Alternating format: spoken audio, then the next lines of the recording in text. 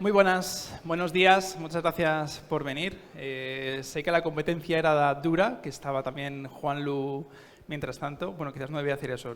Juanlu no está dando ninguna charla, así que gracias por venir, muchas gracias por estar aquí. Así que nada, sin más dilación, vamos a ello. Vamos a contar cómo ejecutar miles de máquinas virtuales sin morir en intento. Bueno, yo soy Javi, soy organizador de esta PyCon. Me encanta cacharrear, me encanta el hardware y al final programar se ha convertido sin quererlo en un hobby más. Entonces, gracias a eso nos ha abierto como muchas puertas y estamos aquí.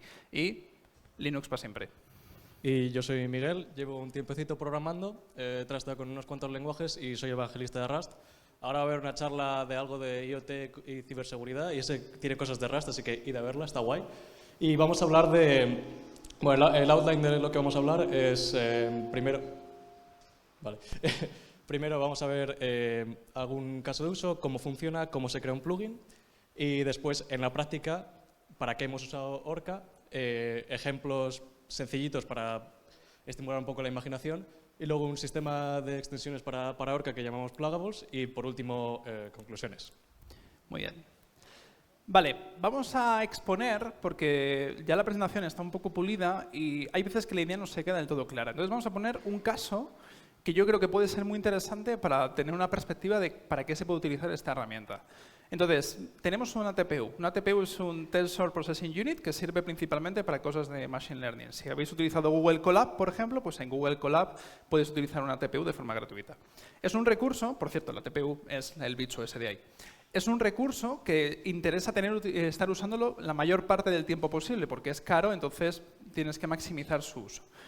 ¿Qué sucede? En este caso tenemos 4 usuarios que están representados aquí que quieren utilizar el recurso a la vez, cada uno con sus distintas prioridades, con sus aplicaciones, etc. ¿Cómo lo haríais? Así a priori, ¿cómo se os ocurre que estos 4 usuarios pueden utilizarlo maximizando el tiempo de uso? ¿Alguna idea? Vale, con una cola, bien. ¿Alguna otra idea? Vale. Entonces, en este caso tenemos usuarios que cada uno tiene su tarea. Y ya empezamos a ver que hay como distintos problemas. La primera es que uno tiene una tarea y no nos cuenta nada sobre ella. Otro usuario nos dice, mi tarea es muy rápida. Otro cuenta, yo no tengo prisa. Y aquí hay un último que dice que su tarea necesita 2 días. Claro, la TPU solo la puede utilizar un usuario a la vez, así que este último de aquí como que fastidia un poco todo. Está la gente en plan de, ¿pero qué haces? Con tu tarea de 2 días no puede ser. Así que decidimos que fuera. Necesitamos lo primero que, en este caso, ser capaces de orquestar tareas, ser capaces de que una cantidad indefinida de usuarios puedan decir, tengo que ejecutar mi tarea, entonces que el sistema, que efectivamente va a utilizar colas por debajo, sea capaz de orquestar tareas. Vale, ¿qué sucede? Que luego un montón de gente empieza a utilizar tareas, la CPU se calienta, podemos empezar a cocinar en ella. ¿Por qué? Porque hay tareas que requieren de mucha CPU. Hay otras tareas que van a necesitar mucha RAM, así que tenemos que descargar más RAM porque el equipo no tiene suficiente RAM. Otros que necesitamos internet, así que nuestra tarea tiene que tener conexión a internet porque si no nos quedamos con Dinochrome y no queremos eso. Así que tenemos un segundo problema y es que no solo tenemos en este caso que gestionar una TPU, sino que tenemos que gestionar todos los otros recursos que están, por ejemplo, en este caso en un ordenador. Pero como podéis ver, es muy diverso. En este caso puede ser Internet, puede ser más memoria, puede ser CPU, pero puede ser lo que se quiera. Puede ser disco, puede ser que un usuario esté con una sesión iniciada, puede ser que existan datos en una base de datos. Entonces, el sistema tiene que ser capaz de gestionar todos los recursos que hay. Luego, ¿qué puede suceder? Esto sucede mucho y muy a menudo, y es que los usuarios están esperando mucho tiempo. Uno lleva esperando 40 minutos. Llega este usuario y nos dice, oye, mi tarea es súper urgente, necesito que se ejecute ya porque si no el cohete de PLD Space no despega. Entonces es como, necesitamos que efectivamente se ejecute su tarea. Y luego tenemos un usuario que dice, llevo 1 hora, no puedo seguir esperando. Es como, vale. Así que tenemos que ser capaces de poner prioridades, de decir, esta es la primera tarea que ejecuto, esta es la segunda tarea y esta es la tercera. Y lo que es más importante, evitar la inanición. Inanición es un concepto muy conocido en el paradigma de la computación concurrente y paralela y es que cuando tienes muchas tareas que se pueden ejecutar a la vez, Se puede dar el caso en el que haya tareas que nunca se ejecuten. ¿Por qué? Porque tienen menos prioridad, porque hay otra tarea que entra antes siempre. Entonces, imaginaoslo como una tarea que siempre se quiere ejecutar, pero que nunca puede porque nunca encuentra el slot disponible. Así que el sistema tiene que ser capaz de gestionar las prioridades en la iniciación. Ha vuelto un usuario expulsado. Ha dicho, venga, he mejorado mi aplicación, ya no tarda 2 horas, y dice, oh no, mi tarea se ha colgado. Entonces, este usuario, que su aplicación ya era un poco mala, hemos conseguido que al final su tarea se quede colgada en el sistema, bloqueándolo todo, así que la CPU empieza a arder, la TPU también, podemos empezar a cocinar, necesitamos más RAM, no tenemos internet, un desastre. Necesitamos que el sistema sea capaz de gestionar las tareas, que diga, ok, puedo cancelar una tarea, puedo echarla para atrás, puedo decir no quiero ejecutarla. Entonces, estos son los 4 conceptos principales sobre los que se basa Orca. Al final lo que tenemos es un montón de tareas totalmente desordenadas, cada una con sus prioridades, cada una con sus requisitos, y luego tenemos un sistema dentro súper complejo y chungo que lo que hace es que las tareas salen totalmente ordenadas, respetando las prioridades y los 4 puntos que hemos mencionado antes, de forma que te aseguras que el sistema siempre va a estar funcionando como esperas que funcione. Al final, Orca se compone como de estos 3 componentes principales. El primero es el módulo de multiprocessing. Hemos querido que este framework sea 100% basado en Python y que no requiera de dependencias externas. Con que tengáis Python 3.7 o superior, se instala Orca y se puede empezar a trabajar con él sin ningún tipo de requisito extra. Por otro lado, utiliza muy fuertemente una arquitectura cliente-servidor, en el que hay un servicio que es el que se encarga de orquestar las ejecuciones y luego N clientes que envían sus peticiones. Y por último, pero no menos importante, Orca se basa totalmente en plugins. Esto quiere decir que por sí solo no hace nada, pero tiene dentro toda la inteligencia y la lógica para que, definiendo una aplicación muy chiquitita, sea capaz de hacer cualquier cosa que queráis. Así que vamos adentro. Esto es básicamente cómo está hecho Orca en su interior. Las secciones que están subrayadas en azul representan principalmente aquello que un desarrollador tendría que implementar para tener algo totalmente funcional. Entonces, yendo más o menos en orden, de dentro hacia afuera, tenemos un mensaje. Un mensaje es la unidad mínima de información. Es lo que luego Orca utiliza internamente pues, para que los clientes se comuniquen con el servidor y viceversa. Es estático, ya está definido, tiene una estructura definida, porque si no sería más complejo de trabajar con él. Pero luego está la petición. La petición es el resultado de convertir un mensaje, de procesarlo, de decir, vale, tengo un mensajito muy simple, voy a adaptarlo a mis necesidades. El manager es lo que va a tener dentro toda la lógica, lo que va a decir, vale, tengo peticiones, sé cómo encolarlas, sé cuáles son sus prioridades, sé cuáles son las condiciones que mi sistema tiene que cumplir. Y entonces el manager va a hacer las veces de API con Orca y con el procesor. El procesor en su interior es lo que tiene toda la lógica de gestionar peticiones, de manejar las prioridades, de ahora entra, ahora una sale, no te puedes ejecutar, pues te pausas. Ha entrado una de mayor prioridad, así que es la primera que se ejecuta. Una tarea está en iniciación, así que tengo que ejecutar solo esta tarea y de momento prevenir que las demás se sigan ejecutando. Es el corazón en sí junto con Orca, que es lo que gestiona todo lo demás y el punto de entrada. Y luego el plugin es básicamente el componente que un desarrollador expone, que dice, vale, esta es la forma en la que tengo de que mi aplicación se comunique con el framework. Defines el plugin y funciona perfectamente. Y el binario, pues, el punto de entrada. Un manager en su interior va a tener una estructura muy semejante a esta. Una persona va a tener que implementar, en este caso, el método setup para definir cuáles son sus dependencias, cómo tiene que trabajar, cómo va a funcionar el sistema. Luego va a definir cómo convierte un mensaje, que recordamos es la unidad mínima de información, en una petición, que es mucho más complejo y que puede tener todo lo que se necesite. Y luego, es muy importante, va a definir esos 2 métodos, el onStart y el onFinish. El onStart básicamente será un método que se utilizará para definir los recursos. En este caso, pues para el ejemplo que hemos expuesto sería, pues, tengo suficiente CPU, tengo memoria suficiente, tengo conexión a Internet, la TPU no está en uso, etc. Y diría, vale, ahora que sí lo tengo todo, lo reservo y lo guardo. Y onFinish sería, pues, cuando ha terminado de ejecutarse la petición, libero todos los recursos. Por su parte, las peticiones tienen este ciclo de vida que es muy interesante y es muy visual. Cuando una petición, después de convertirla en mensaje, está en estado creado. Cuando está en un estado creado, pues la petición se encola y se va evaluando su condición progresivamente hasta que en algún momento se cumple. Cuando se cumple, se pasa a ejecutar y de ahí o se rompe porque el código está mal definido o finaliza correctamente. Cuando se pone todo esto junto, este es el aspecto que tiene más o menos el sistema. Tenemos peticiones que se convierten directamente de mensajes, luego nuestro sistema va a llamar al onStart, que va a reinicializar todos los recursos, y las peticiones en ese momento se van a empezar pues eso, a estar evaluando, se van a estar contemplando cómo funcionan. En cualquier momento se pueden cancelar las peticiones, pero si el transcurso va como debe ir, pues se acabará finalizando, se irán los recursos, y esto es uno tras otro con todas las peticiones que queráis encolar. A priori, Orca no tiene ningún límite de peticiones. Podéis encolar 100.000, 1 millón, 10 millones de peticiones, que el sistema está diseñado para asegurarse de que en algún momento se ejecuten todas.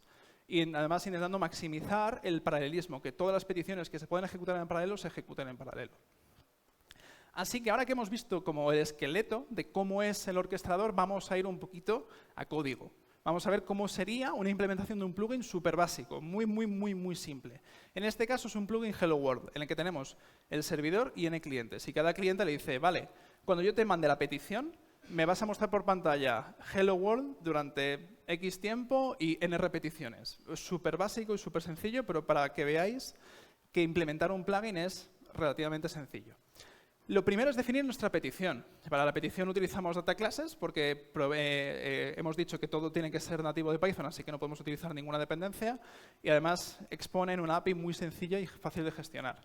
Para esta petición necesitamos tener un counter, que es cuántas veces el mensaje se muestra por pantalla, sleep time, que es cuánto tiempo tiene que pasar entre un mensaje y otro, luego un proceso, que es sencillamente para tener el control y poder decir, oye, pues cuando te cancelo lo que hago es acabar el proceso y se deja de ejecutar, y luego una prioridad, que en este caso la prioridad más sencilla es tiempo. Cuando la petición se crea, su prioridad se define según el momento de la creación. Si entra una petición más tardía, tiene una prioridad mayor, así que la primera tiene, pues eso, más prioridad. Luego hay que definir una acción. La acción, como se puede ver, en este caso es súper sencillita. Definimos un process que va a lanzar una función de Python y que lo va a ejecutar en segundo plano. Utilizamos process solo para luego el método terminate, que como veis es muy sencillito, que es cuando alguien me dice que tengo que finalizar la petición, pues le digo self.proc.terminate y ya está. Y lo que ejecutamos es esto de aquí. Count and sleep, un bucle for en el que estamos iterando y ponemos petition.communicate, que es lo que utiliza el servidor para mandar mensajes al cliente y viceversa. Luego tenemos que definir el manager. El manager en este caso no tiene ni onStart ni onFinish porque no tenemos que reservar recursos, pero son funciones que deben tomar ningún parámetro y devolver true en este caso, ¿vale? Si todo ha ido bien. Si ha fallado, pues devuelve false. Y luego definimos cómo convertir de un mensaje a una petición. En este ejemplo, pues devolvemos myPetition, poniendo el ID, le decimos cuál es la cola que tiene que utilizar para comunicarse, el contador de las veces que tiene que mostrar el mensaje por pantalla y el tiempo que tiene que esperar. Y luego, por último, pero no menos importante, está la condición, que va a definir pues, cuando, en este caso, myCondition, que es una variable externa, si está false, lanzamos un condition fail con información contextual de por qué ha fallado la evaluación de nuestra condición. Cuando este método no devuelva ninguna excepción, quiere decir que la condición se ha cumplido, está satisfecha y podemos ir adelante. Y lo último, pero no menos importante, es el plugin. El plugin, como hemos dicho antes, es la forma de exponer nuestra aplicación de Orca al exterior. Definimos, por una parte, el parser del cliente, que básicamente Orca funciona por línea de comandos, aunque se puede utilizar directamente importándola en vuestro módulo, y definimos cuáles son los argumentos. En este caso, el ID del mensaje, el contador de las veces que queremos que se muestre el mensaje y el tiempo entre las peticiones. Luego le ponemos un nombre, alias y un montón de verborrea que es necesario para que todo funcione guay.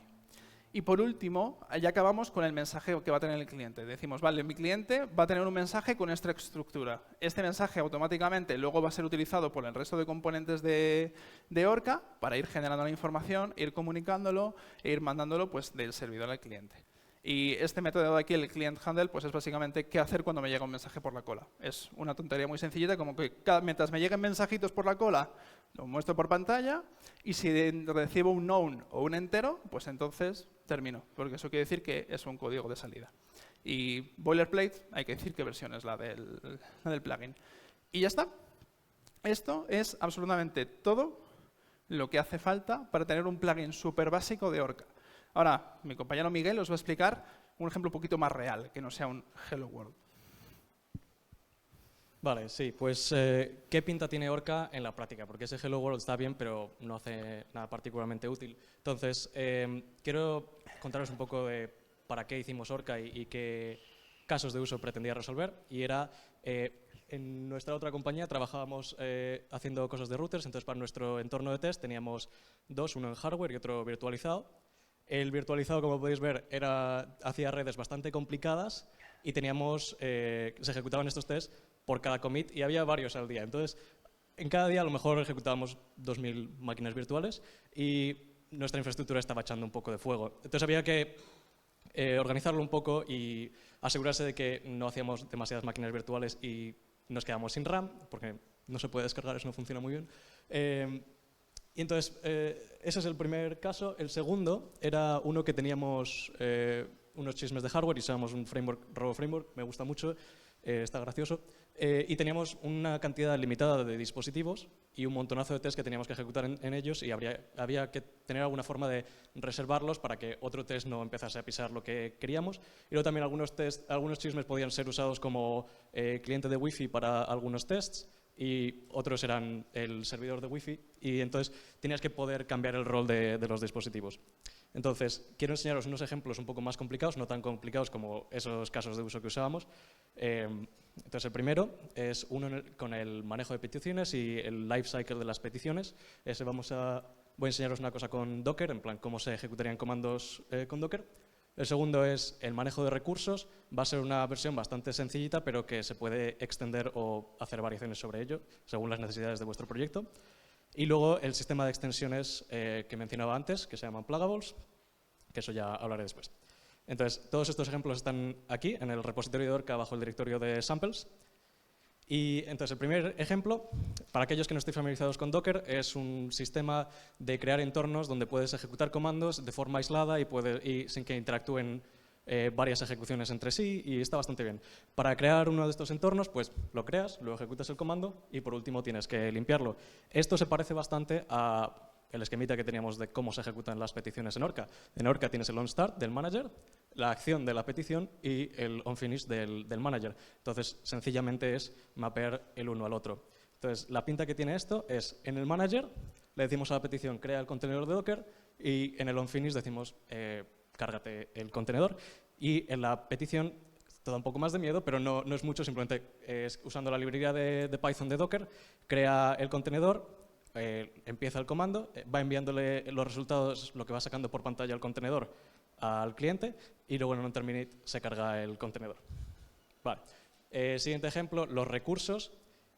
Imaginemos que tenemos una serie de recursos, aquí tenemos rojo, azul y amarillo, y tenemos una serie de peticiones que tienen distintos requisitos, ¿no? Por ejemplo, esta quiere un recurso rojo, esta no quiere ningún recurso, siempre podríamos ejecutarla, esta quiere bastantes recursos, bastante diversidad de recursos también, y luego esta quiere una cantidad imposible de recursos azules, entonces esta deberíamos denegarla. Entonces el trabajo del manager aquí es organizar todo esto, decir, puedo ejecutar todas estas en paralelo a la vez, o esta no la puedo ejecutar nunca, o decir, estas las ejecuto primero, estas después.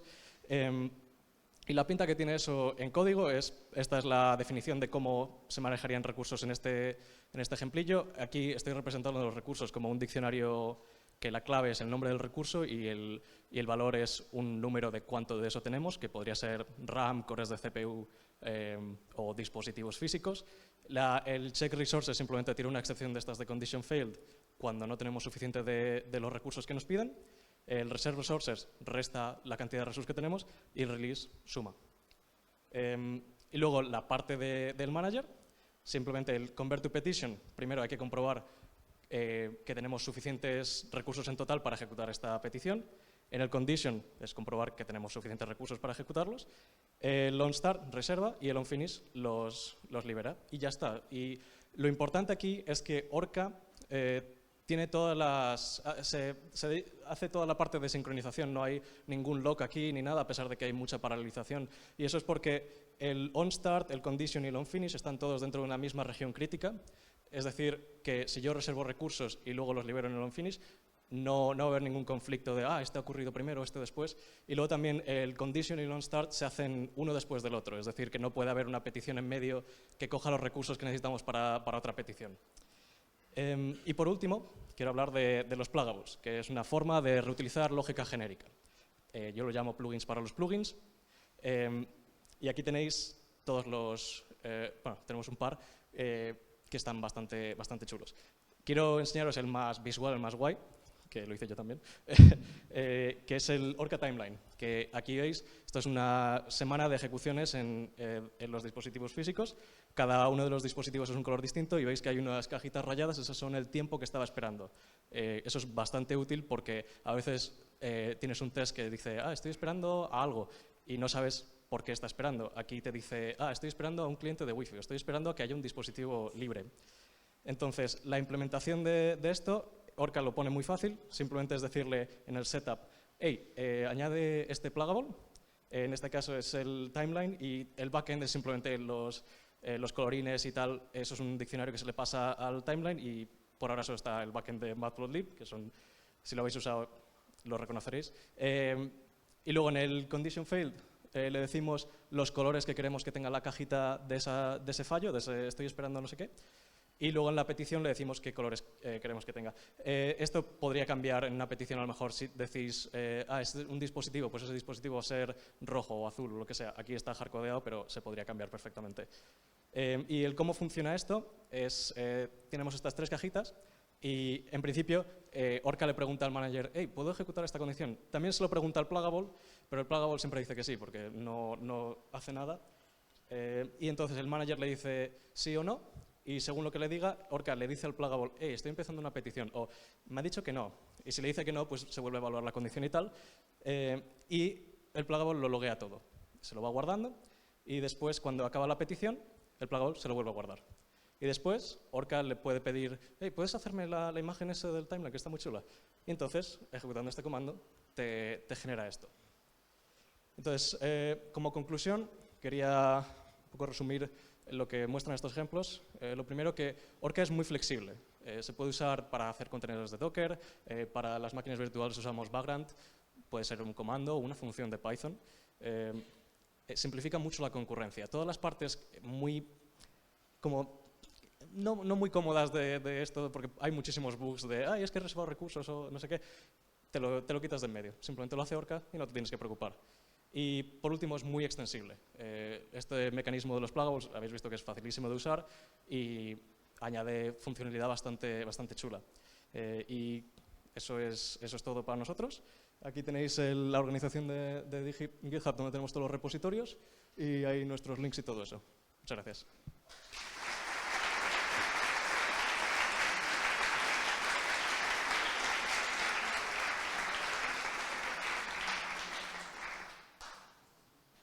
Si alguien tiene dudas, ahora es el momentillo.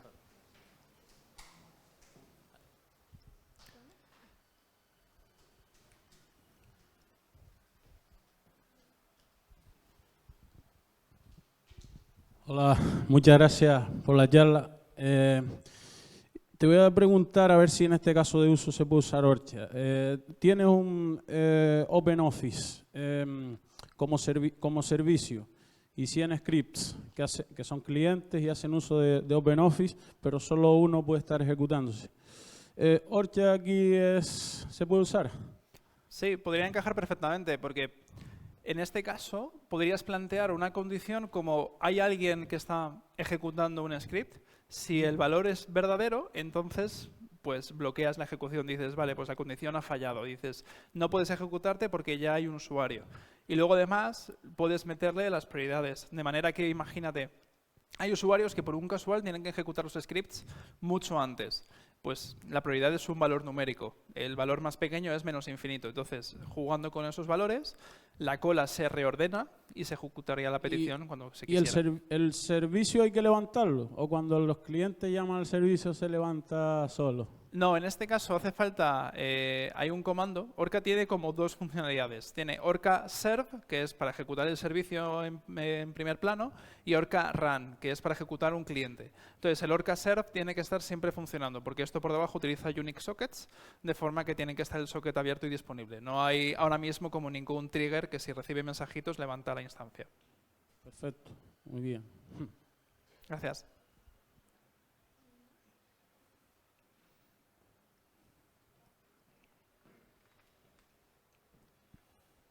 Muchas gracias. He visto que es muy extenso, ¿no? Entonces, pues luego me lo miraré más con calma porque hay muchísima información, pero hay una cosa en concreto que no he visto visualmente.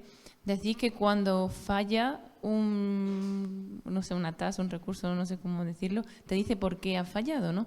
Entonces, mirando en las diapositivas que habéis puesto, no lo he visto eso visiblemente de ninguna manera. No sé si lo tenéis.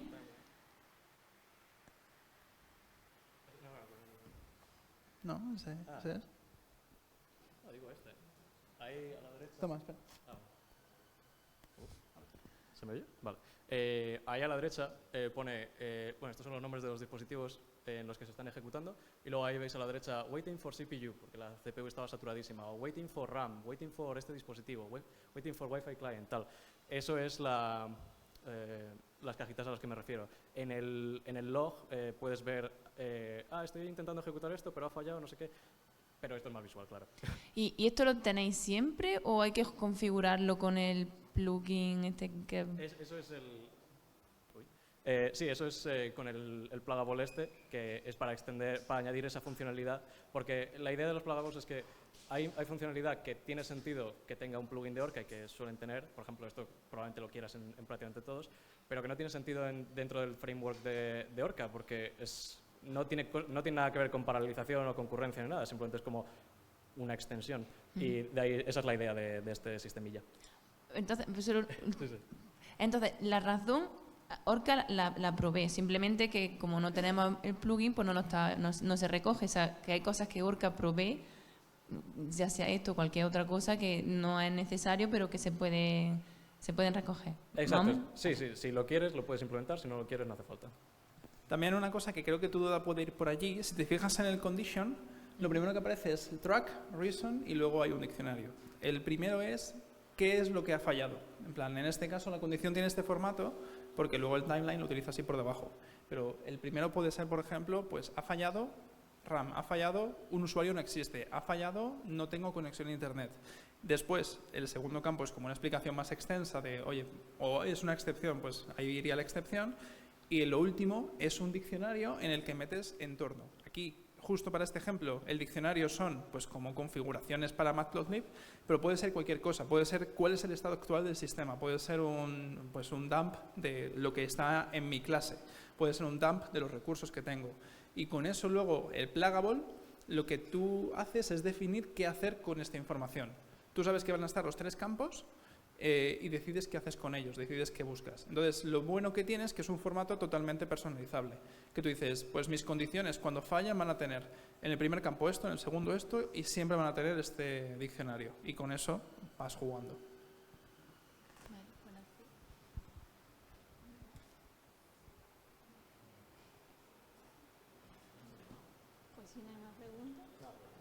Vale, pues muchas gracias.